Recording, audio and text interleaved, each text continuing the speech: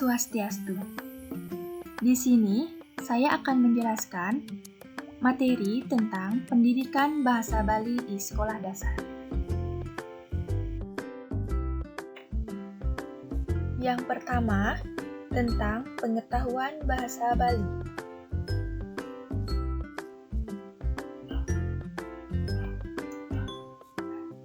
Bahasa Bali merupakan salah satu bahasa daerah yang ada di Indonesia. Selain digunakan sebagai bahasa percakapan sehari-hari, bahasa Bali juga dipergunakan dalam urusan pemerintahan maupun pendidikan. Bahasa Bali berfungsi sebagai alat komunikasi, lambang kebanggaan daerah Bali, dan lambang identitas daerah Bali.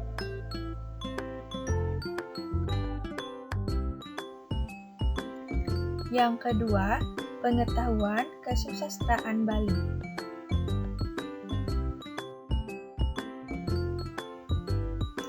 Kesusastraan Bali merupakan karya sastra yang telah dikomunikasikan dengan memakai huruf atau aksara Bali dan huruf Latin yang berdasarkan pada struktur corak dan waktu perkembangannya. Kesusastraan Bali secara umum dibagi menjadi dua, yaitu yang pertama, kesusastraan Bali Purwa atau tradisional, dan kesusastraan Bali Anyar atau modern.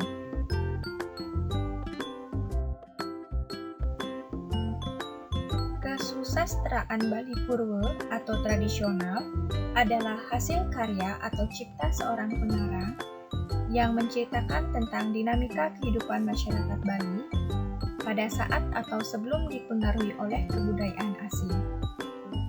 Yang termasuk kesusastraan Bali Purwa adalah tembang, gancaran, palawakya, satwa, dan babat. Kemudian, kesusastraan Bali Anyar atau modern adalah hasil karya atau cipta seorang pengarang yang menceritakan mengenai kehidupan masyarakat Bali yang sudah dipengaruhi oleh dunia luar. Karya-karya sastra yang termasuk ke dalam kesusastraan Bali Anyar atau modern adalah satwa dawa atau novel, satwa bawa atau cerpen, dan drama.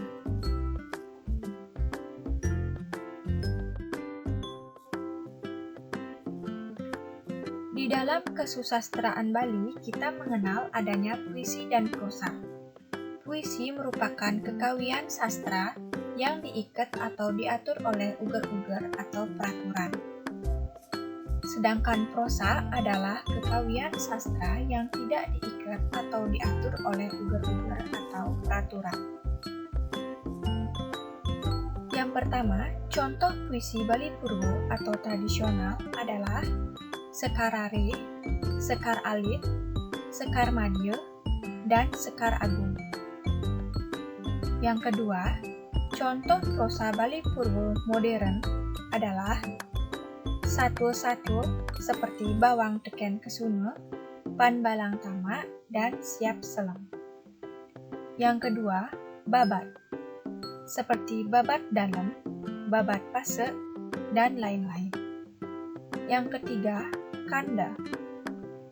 Contohnya seperti Kanda Patrare dan Kanda Patsari.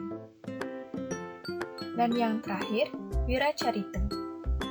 Contohnya seperti Mahabharata, Bharatayuddha, dan Ramayana. Yang ketiga, contoh puisi Bali Anyar atau tradisional. Yang pertama, puisi Bali oleh Ngurah Yoko, puisi Balsa Bali oleh Suntari PR, dan puisi Galang Bulan oleh Kaputra. Yang keempat, contoh prosa Bali Anyar atau modern. Yang pertama, novel atau roman yang berjudul Melancaran ke Sasak oleh I Gede Srawana lan Jani oleh Imade Wanda. Yang kedua, cerpen yang berjudul Togok oleh Imade Sanggaral, Kampih Dikasisi oleh Jelantik Santu. Dan yang ketiga, drama yang berjudul Nang Kepot oleh Ketut Aryana dan Maboros oleh Putu Gede Swaten.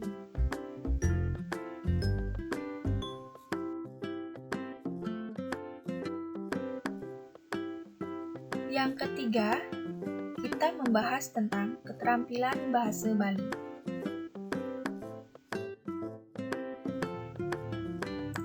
Keterampilan bahasa Bali terdiri dari beberapa bagian. Yang pertama, keterampilan menyimak atau mendengarkan. Keterampilan menyimak dalam bahasa Bali merupakan keterampilan mendengarkan, memperhatikan, mengikuti, mengindahkan bahasa Bali. Jika menjadi siswa sekolah dasar, ketika guru menjelaskan materi bahasa Bali, siswa harus mempunyai keterampilan menyimak, karena dari siswa menyimak, siswa dapat memahami materi pembelajaran bahasa Bali yang disampaikan oleh guru. Yang kedua, keterampilan membaca. Keterampilan membaca dalam bahasa Bali merupakan kegiatan yang memahami bahasa tulis berbahasa Bali. Dengan kegiatan membaca, siswa juga dapat mendapatkan dan menambah pengetahuan, khususnya pengetahuan bahasa Bali.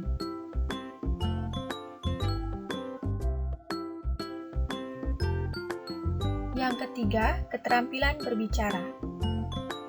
Keterampilan berbicara dalam bahasa Bali merupakan kemampuan mengucapkan bunyi-bunyi artikulasi atau kata-kata bahasa Bali untuk mengekspresikan, menyampaikan pikiran dan perasaan. Bahasa yang dipergunakan dalam bahasa Bali ada bahasa alus, yang terdiri dari alus singgih, alus sor, dan alus madya, dan bahasa andap utawi bahasa kasar. Yang ketiga, keterampilan menulis. Keterampilan menulis dalam bahasa Bali yaitu kegiatan menggunakan bahasa tulis sebagai sarana untuk mengungkapkan gagasan.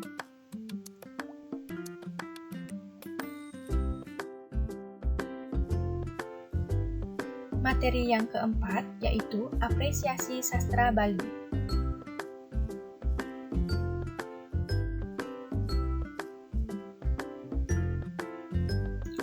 Apresiasi sastra merupakan penghargaan dan pemahaman atas suatu hasil seni atau budaya. Apresiasi sastra juga berarti kesadaran diri sendiri terhadap nilai-nilai seni dan budaya. Dengan demikian, apresiasi sastra Bali merupakan kegiatan kita sebagai warga negara Indonesia, khususnya warga Bali memiliki kesadaran akan nilai-nilai seni dan budaya, serta memberikan penghargaan atas seni dan budaya yang berkembang di Bali.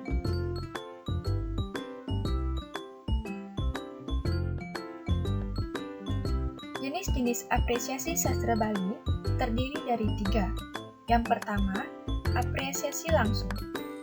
Apresiasi langsung terdiri dari membaca karya sastra, mendengarkan karya sastra, dan menonton pertunjukan pentas sastra. Yang kedua, ada apresiasi tidak langsung.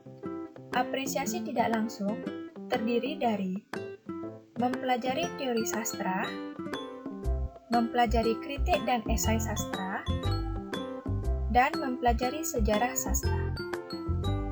Dan yang ketiga ada pendokumentasian karya sastra.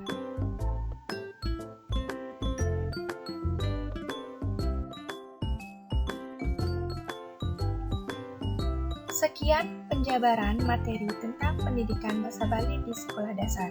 Jika ada salah kata, saya mohon maaf. Atas perhatiannya saya ucapkan terima kasih.